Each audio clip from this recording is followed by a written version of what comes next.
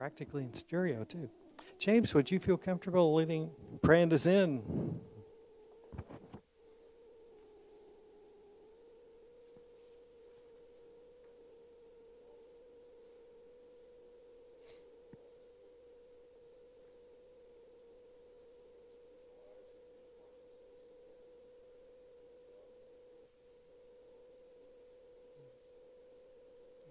Thank you very much.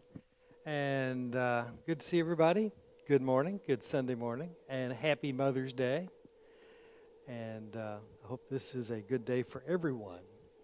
And we are in, this is one of those rare Sundays where we are not in the Gospel of Matthew, seeing as how we completed that study. But we are now, last week we began a look at the letters of Peter that are in the back of the New Testament. And last week we reviewed chapter 1, kind of going through the letters of Peter chapter by chapter. And there's a lot that's in here. These are for two very short what we call books. They're actually more like letters. There's a lot to go through and unpack. So as we discovered in the last chapter, and just to put things in perspective,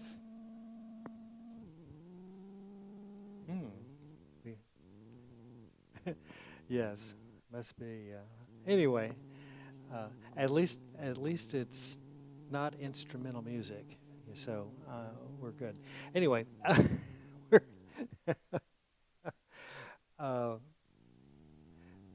the letters of Peter, along with Hebrews and I think Revelation, kind of get grouped in what are called encouragement letters to the disciples. They're written at a time when, number one, the church has been scattered. And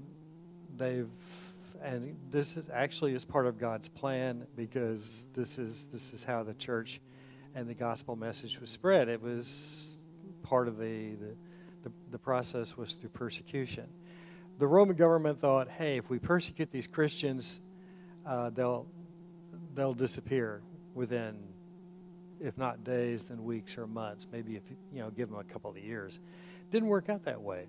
The persecution the Christians resulted in them moving and going to other portions throughout the cities throughout the Roman Empire, and in the process they spread the gospel. They established churches. The result, Christianity is spread even further than ever and throughout the known Roman world, which probably was very frustrating to a few opponents of Christianity. But hey, tough luck.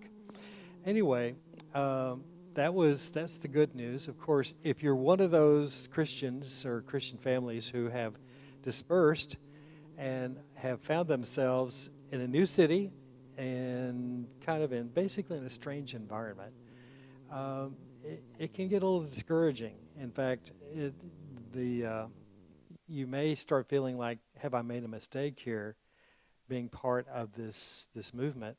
Maybe I need to just give it all back up.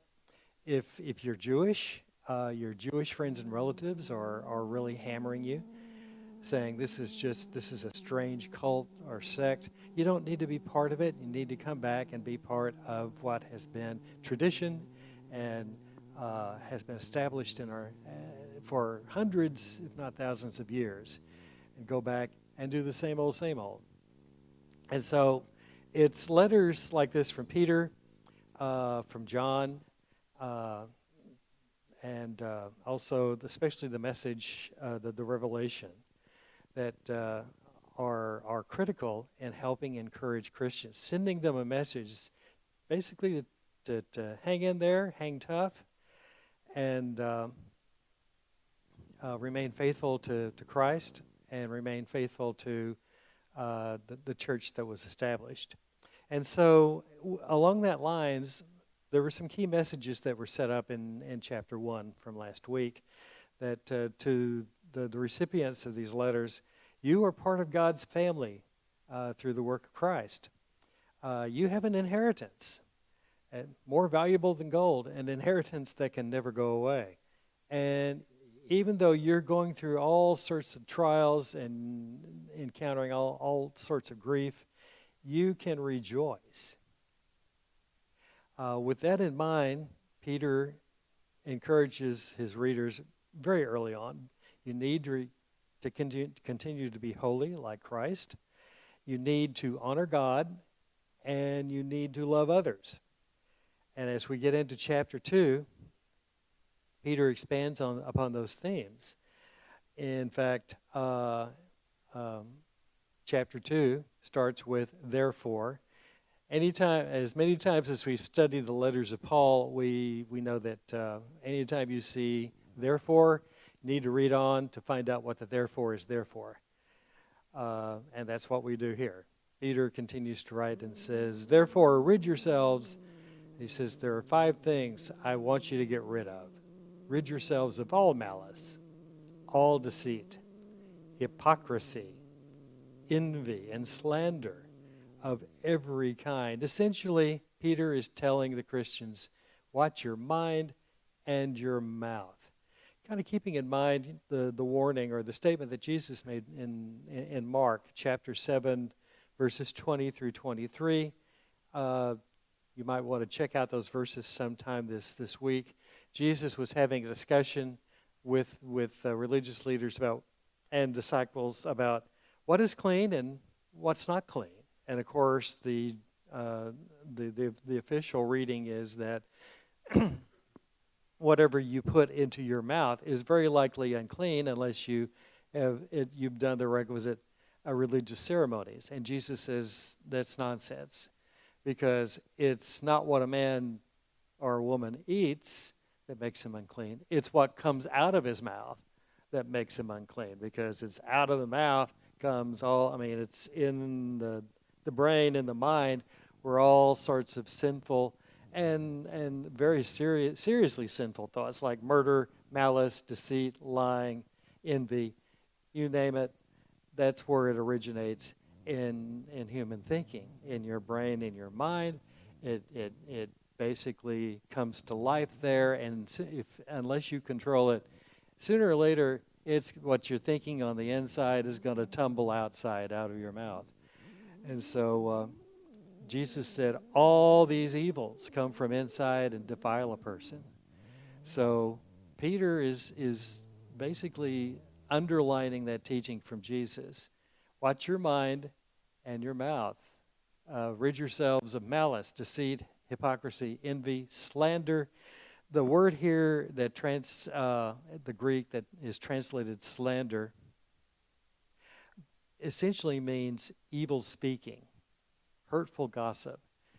If you're indulging and gossiping about other people, even people you don't know, Peter says stop it, because that's in a lot of ways that can be as harmful or more harmful than any kind of physical violence.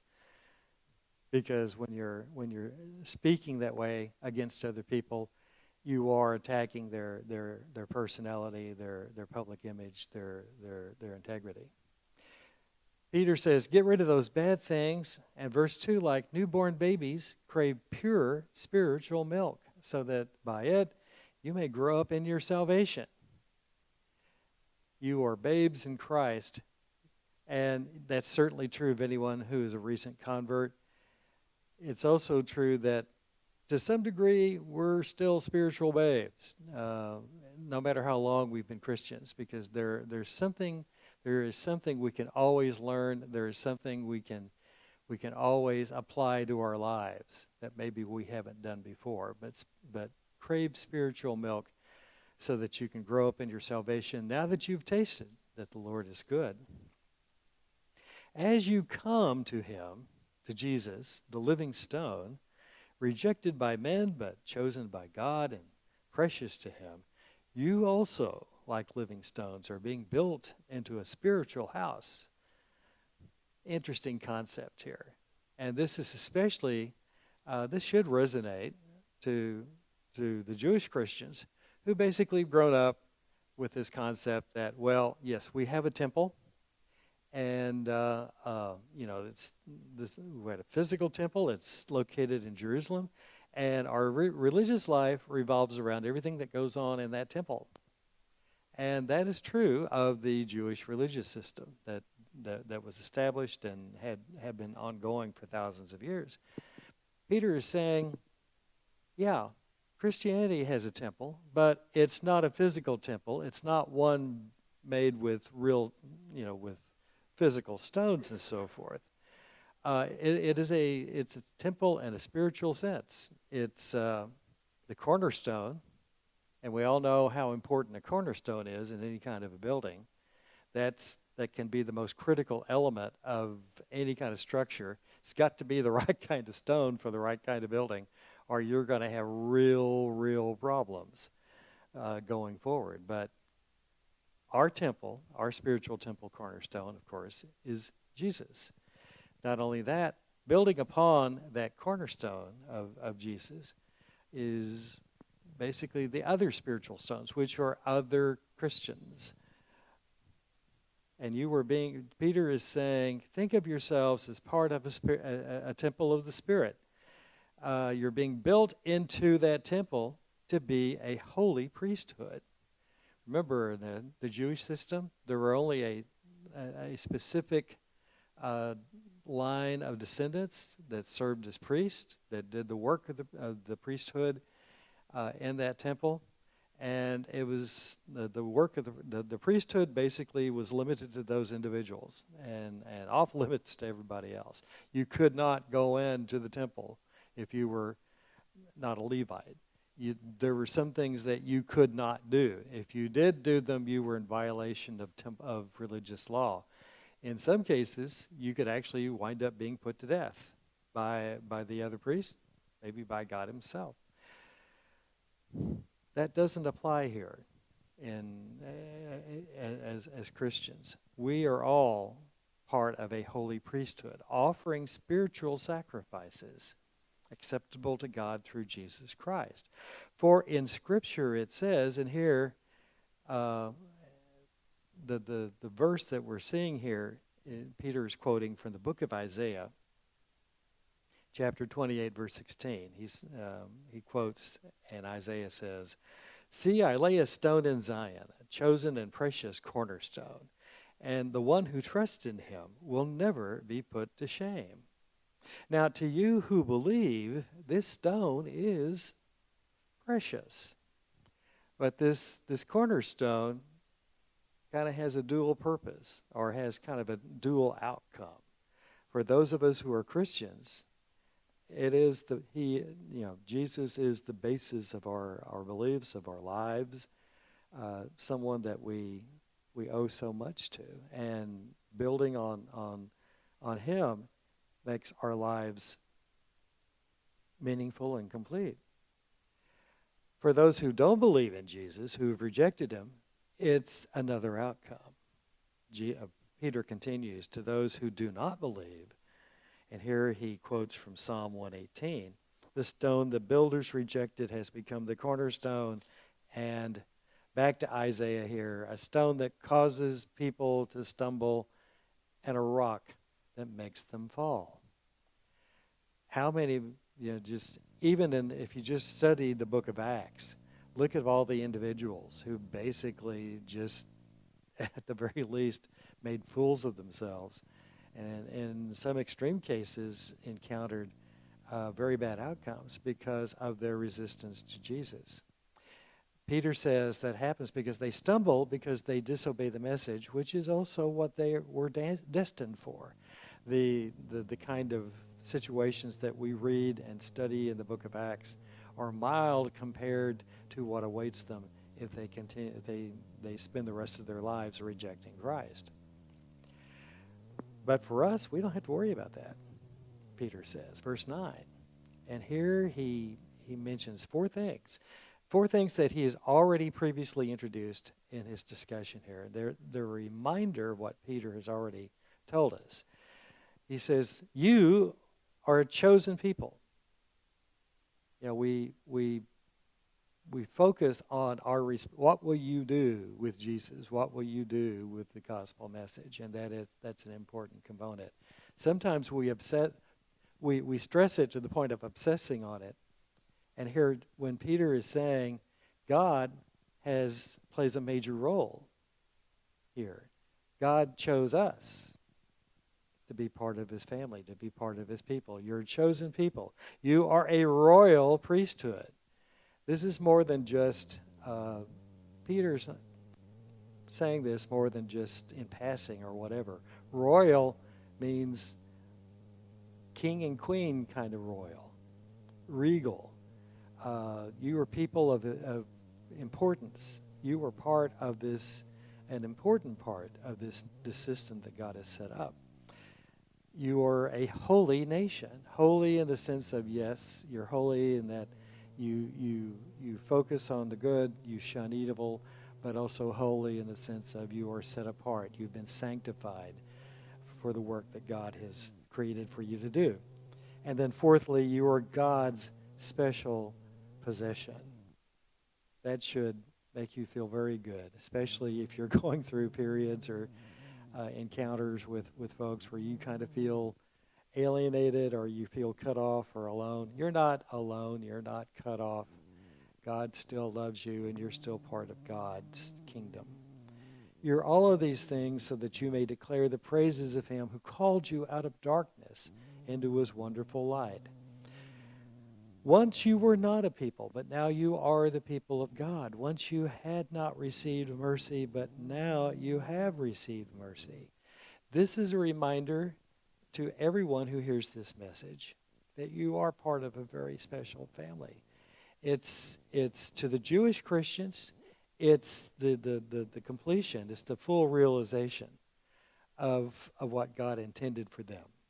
And of course, to the Gentiles, it's a message to the Gentiles that says, you're part of us now. There's no longer this dividing wall between you and the Jewish people. All of us now are part of God's kingdom. We're part of God's family.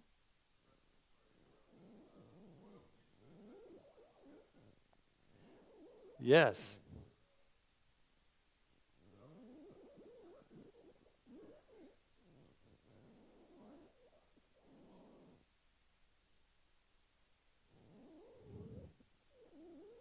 Absolutely. The priesthood that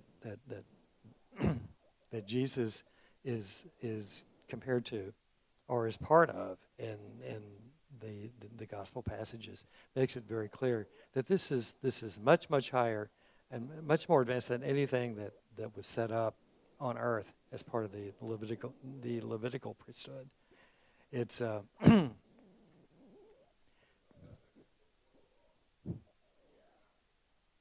yes, absolutely. Melchizedek, first mention of Melchizedek goes back to Genesis, like chapter 12, somewhere around there. And this is way before Moses, before the law of Moses, or what's called the law of Moses. It was God's law handed down through Moses. But it basically establishes that there is an order, and there's always been an order. It didn't originate with Moses or with the Israelites in the wilderness. There's always been this order and this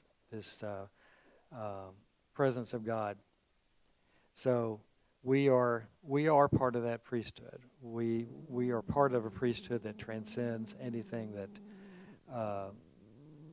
would have been part of the Jewish religious system. So, as part of God's family, Peter continues, verse 11, "Dear friends, I urge you," and in fact, in some of the translations, that may be translated as, "Friends, I'm begging you. I beg you as foreigners and exiles," not exiled from God, not exiled from the church, but in your physical exile. You've been scattered. You're not in your home base anymore. and you feel like you're living in a foreign land, which you are. But even though you're dealing with the stresses of being in that kind of situation, I urge you to abstain from sinful desires which wage war against your soul. There's a reason for doing that. Live such good lives among the pagans that though they accuse you of doing wrong, they may see your good deeds and glorify God on the day that he visits us. Remember, part of the problem that first century Christians had to deal with was the fact that they were not considered friends of the Roman government. The Romans had a very strange attitude toward religion. You could worship any god you wanted to. You could worship as many gods as you wanted to, kind of with a caveat. You could do anything you wanted to as long as you acknowledged that Caesar was Lord, Caesar was God, something that a Christian could not do, and that's where the rub was. Certainly, even if it didn't get to the point of a confrontation with the Roman government, the pagan culture of the day, there were so many things that were acceptable behavior among the pagans, among folks who basically worshipped a variety of gods. There was a difference between the way they behaved and conducted their lives opposed to the way Christians were to live their lives. And that also created everyday friction. So that in some cases, just out of frustration or spite or let's create some trouble here. It wasn't unusual for someone out of that pagan culture to start making up stories about what Christians were doing in their worship services and in their lives, and in some cases to accuse individual Christians of doing that. Peter says that's going to happen, but just continue to live your life the way Christ wants you to live, so that anytime if you are accused of anything like that, ultimately that kind of accusation will fall flat, because people will see how you're living, they'll see how you're living your life, and they'll say that just doesn't sound right.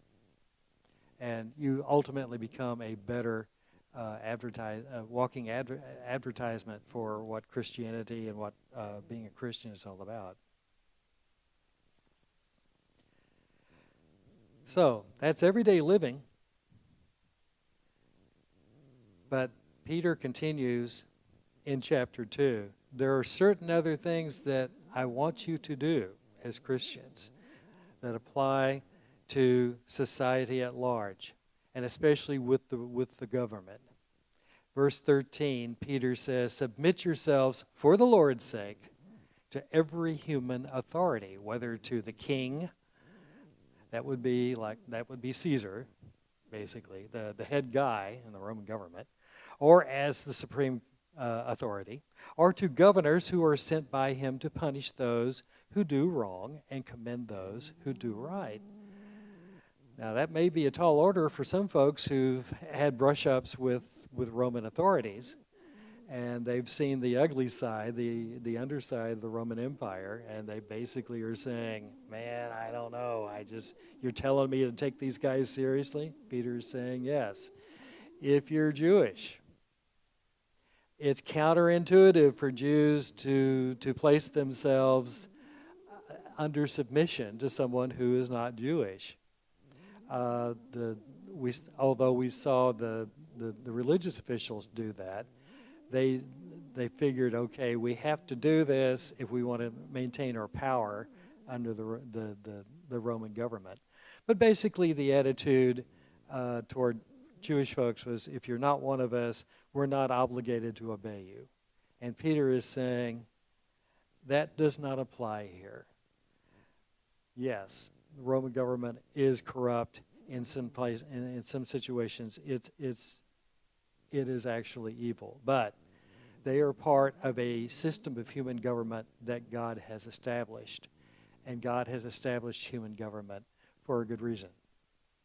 Basically, you need some form of human government to maintain order. Otherwise, you're going to have this kind of society where nobody is safe.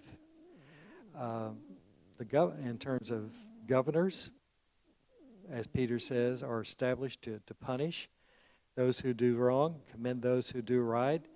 For verse 15, it's God's will that by doing good you should silence the ignorant talk of foolish people. Again, that reminder that if you live the way God wants you to live, then you're going to silence your critics. You're going to, in fact, confound them more often than not. Peter continues, live as free people, but do not use your freedom as a cover-up for evil, meaning sin. Live as God's slaves. That's another kind of attitude that if you're not careful, you could wind up adopting. Well, I'm a Christian, and Jesus is my Lord. I don't have to, if Jesus is my Lord, I don't have to listen to anyone else. I don't have to obey anyone else, especially if they are corrupt and evil like these Roman Empire folks. Peter says that's just not going to fly, especially if you start thinking of, well, I'm free from any kind of human authority. I'm free from the hundreds of laws that the religious officials set up.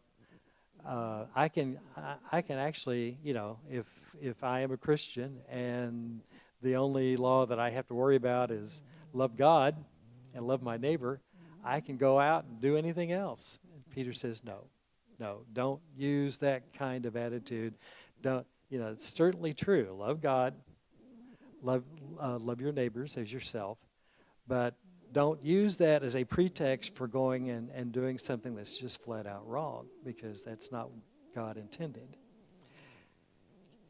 Verse 17 gives us God's recipe for getting along with everybody else in society.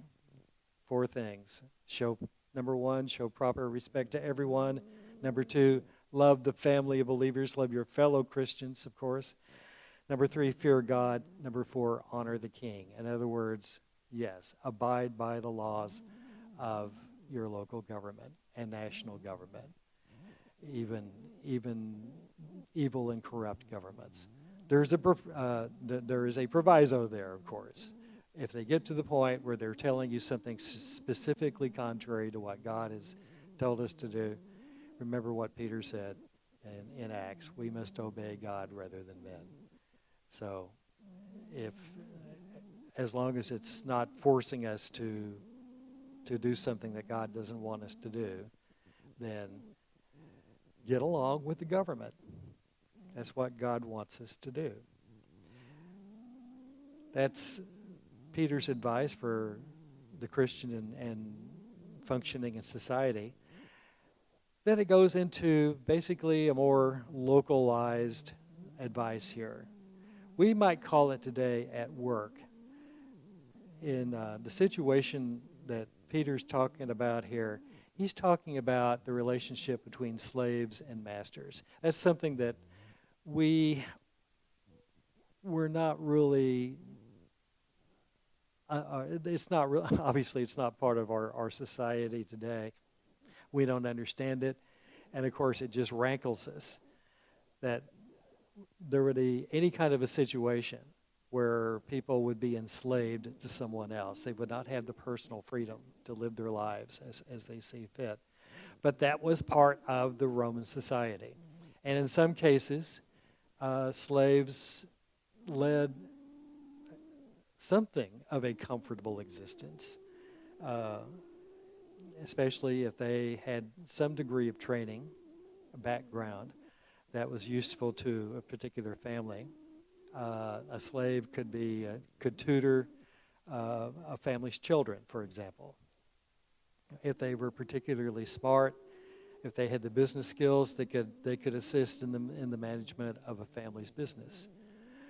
Obviously, they still didn't have a fully free and satisfactory life. They couldn't, but on the other hand, it was not as bad as other slave-type situations could be. and what Peter alludes to. But here he says, verse 18, slaves in reverent fear of God, submit yourselves to your masters, not only to those who are good and considerate, but also to those who are harsh. For it is commendable if someone bears up under the pain of unjust suffering because they're conscious of God. But how is it to your credit if you receive a beating for doing wrong and endure it? But if you suffer for doing good and you endure it, this is commendable before God. I don't think you can take this section and use it as a proof text that God approved of slavery. I don't think Peter is saying that at all. This is, this is part of like a lot of other stuff in our history and in our world today. It's part of a broken system. This is what happened when sin corrupts the world, and this was certainly part of Roman society. Peter is saying this is part of it. Unfortunately, even though you are a Christian, this does not mean that you are no longer a slave. You may still have that relationship with your master. What changes is that perhaps your attitude toward your master.